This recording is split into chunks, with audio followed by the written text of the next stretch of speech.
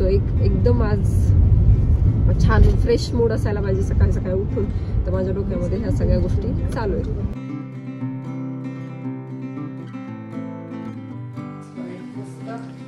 गरम गरम बट्ट्या आणि गरम गरम छान लागतात. भूक लागली आता बरीच.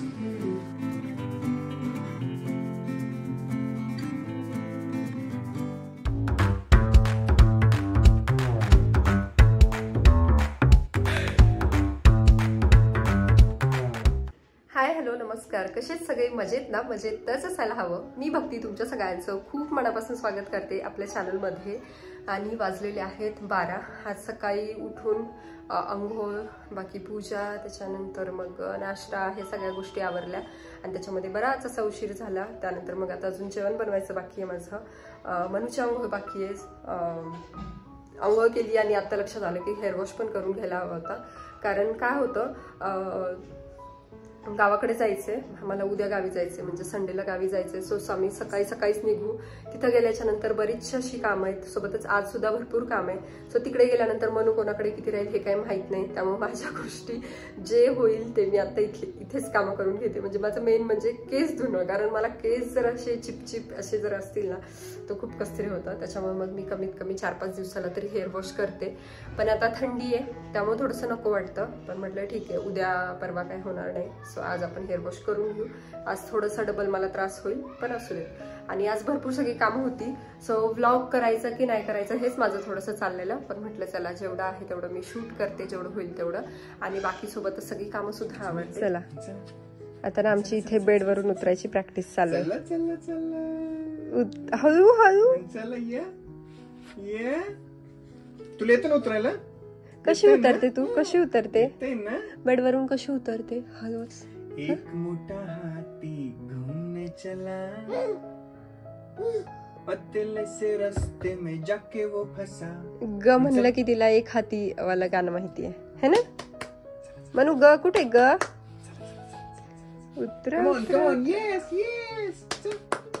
कॉन्फिडन्स येत नाहीये. दुसरा पाय टाकायला कॉन्फिडन्स नाही येते. कधी कधी देते सोडून, आणखी कॉन्फिडन्स नाही. पण चाललेलं असतं रोज. कधी कधी उतरते ते, है ना? पाय नाही पुरत मग धरावं लागतं तिला. चला उतरा उतरा उतरा.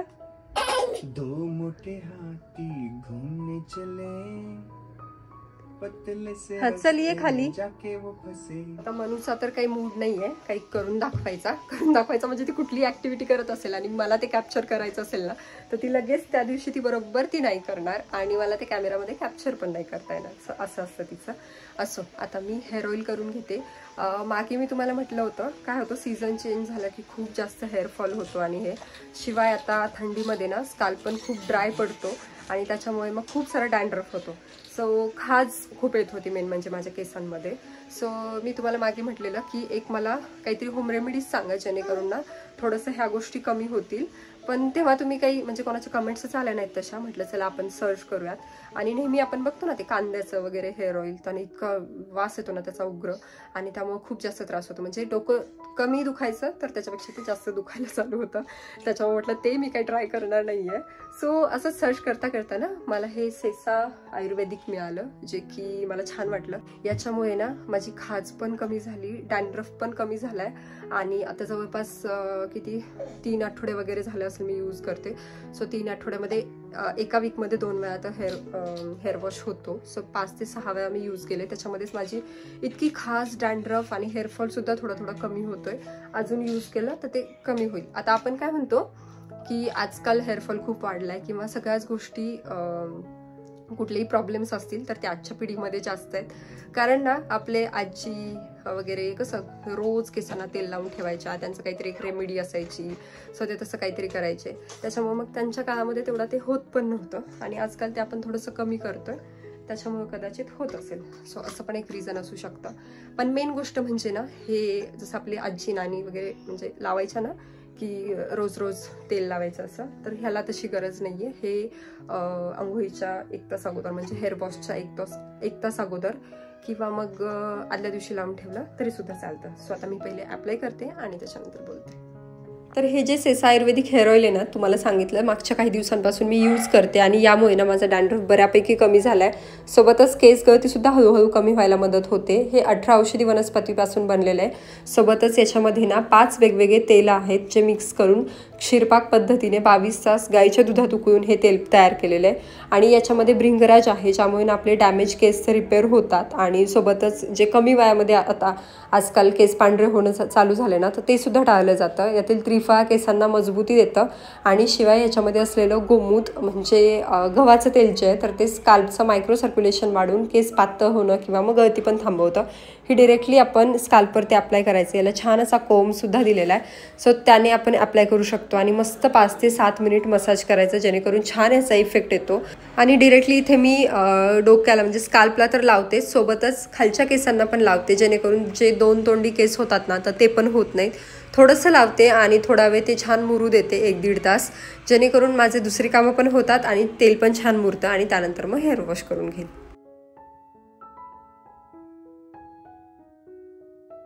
तर इथे हेअर ऑइलिंग करून घेतलंय. हेअर ऑइल केलं ना तर डोकं खूप असं शांत वाटतं.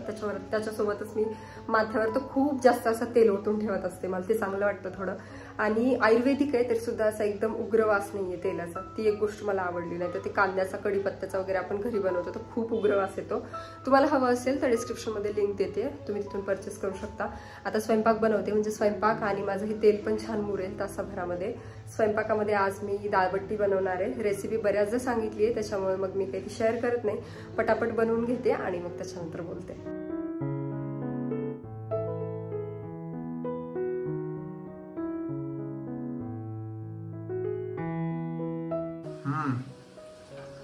मस्त गरम बट मस्त खमंग येतो. अशा खायला छान लागतात खरं तर. मग नंतर वरणामध्ये परत हा ना, तूप टाकून अशा खायला पाहिजे.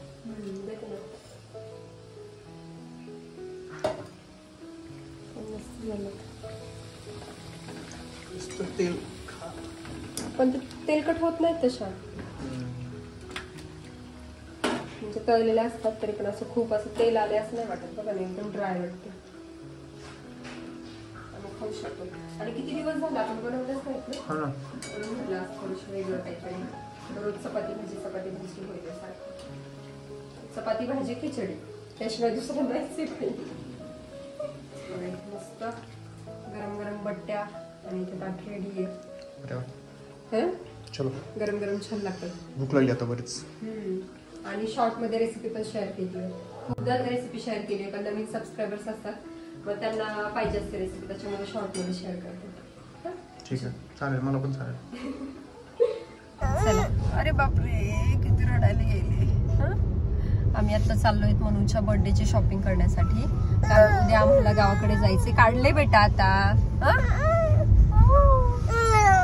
उद्या आम्हाला गावाकडे जायचंय. मग 8 दिवस तरी आम्ही तिकडेच आहे. त्याच्यामुळे मग बर्थडेला परत 4-5 दिवसच बाकी राहतील. तर म्हटलं आता आपण बर्थडेची शॉपिंग करू.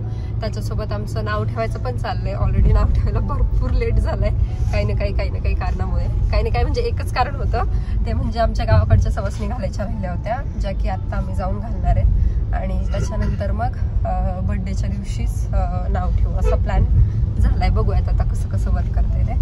सो नाव ठेवायची आणि बर्थडेची शॉपिंग करायची. नाव ठेवण्यासाठी काय काय गोष्टी घ्यायच्यात हे अजून काहीच ठरवलेलं नाहीये. तिथे दुकानात गेल्याच्या नंतर ठरवूयात. पण सध्या नाहीतर मग आता फक्त बर्थडेची शॉपिंग करू आणि त्याच्यानंतर गावी गेल्यानंतर तिकडे काहीतरी नाव ठेवण्यासाठीची शॉपिंग करायची तर ते करू. म्हटलं एक आत्ता आपण सगळं तयारीला लागूयात. मग आता आज हे काम करणार आहे आणि त्याच्यानंतर गावाकडून आल्यावर मग बाकी सगळ्या गोष्टी असतीलच, की बर्थडेच्या डेकोरेशनचं असेल, केटरर्सचं असेल, ह्या सगळ्या गोष्टी. ओ काय उभं राहायचंय? उभं राहायचंय तुला? चल मी दाखवतो ना तुला. चल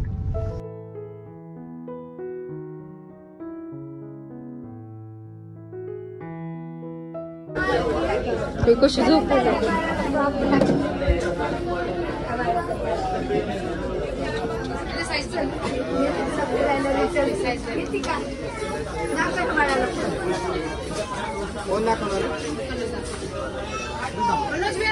मनोज दादा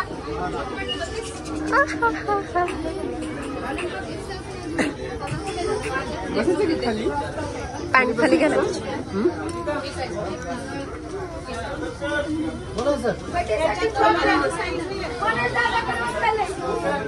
तर मनूला ना बर्थडेसाठी एक छानशी अशी फ्रॉक पाहिजे होती आणि बाकी पण काही ड्रेसेस घ्यायचे होते. तिला म्हटलं एक्स्ट्रा असू देत, कारण गावी पण जायचं आहे आणि बाकी पण लागतीलच तिला असे आता काही कार्यक्रम आहेतच.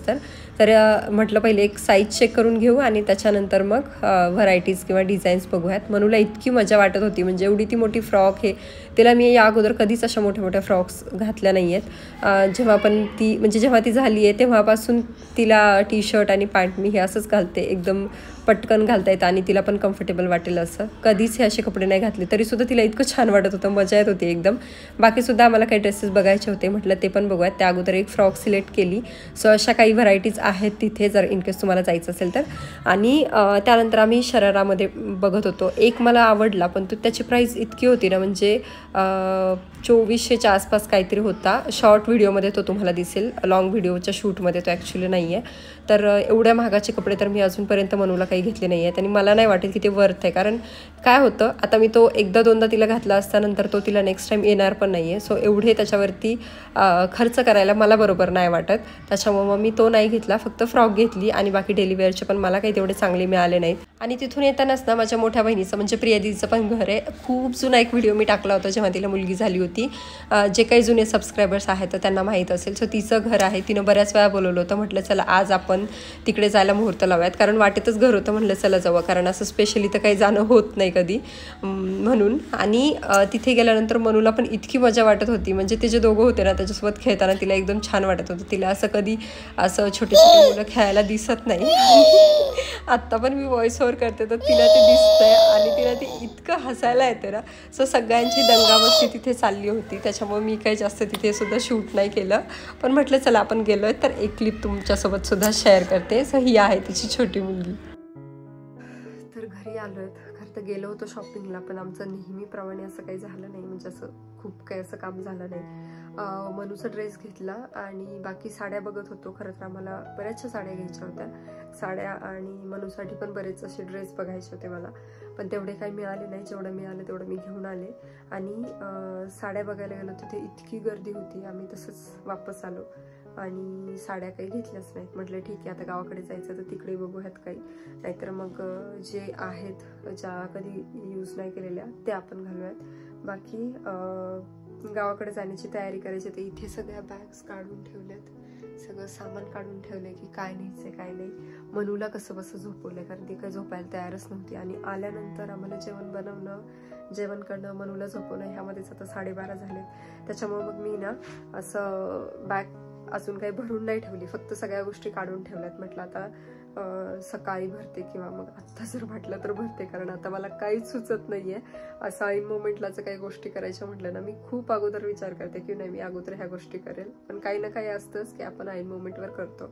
सो आज आम्ही तिकडे गेलो आणि त्याच्यानंतर बॅग भरायची मग राहून गेली. सो असं झालं. बघू, सकाळी आम्हाला 6-7 वाजता निघायचंय. त्याच्या अगोदर ना हे सगळं बॅगमध्ये टाकेल आणि बाकी काही एक्स्ट्राचं करायचं नाहीये. सो बॅगमध्ये भरून फक्त मग आवरून आम्ही निघू, असं आहे प्लॅन. सो बघू आता निघूयात उद्या सकाळी. तर वाजलेत सकाळचे 6:45. मनू मी हे सगळेजण निघण्यासाठी तयार झालेत. पिकू पण आमच्यासोबत येणार आहे, कारण आम्हाला 5-6 दिवसांसाठी जायचं आहे, तर त्याला काही इथे घरी ठेवू शकत नाही. सकाळी 5ला उठलो होतो, तरी पण उठून आवरता एवढं लेट झालं. ते बाहेर गेले की पिकूला असं वाटतं की सगळेजण मला सोडून चाललेत की काय. आणि त्यात आम्ही आज लवकर उठलो, तर त्याला दिसत होतं की काहीतरी आज यांचा प्लॅन आहे. सो त्याचं असं चाललं होतं गोंधळ. मग त्याला अगोदर गाडीमध्ये बसवलं आणि त्याच्यानंतर आता आम्ही निघतोय. मंगलमूर्ती. चला आता आम्ही फायनली निघालोय.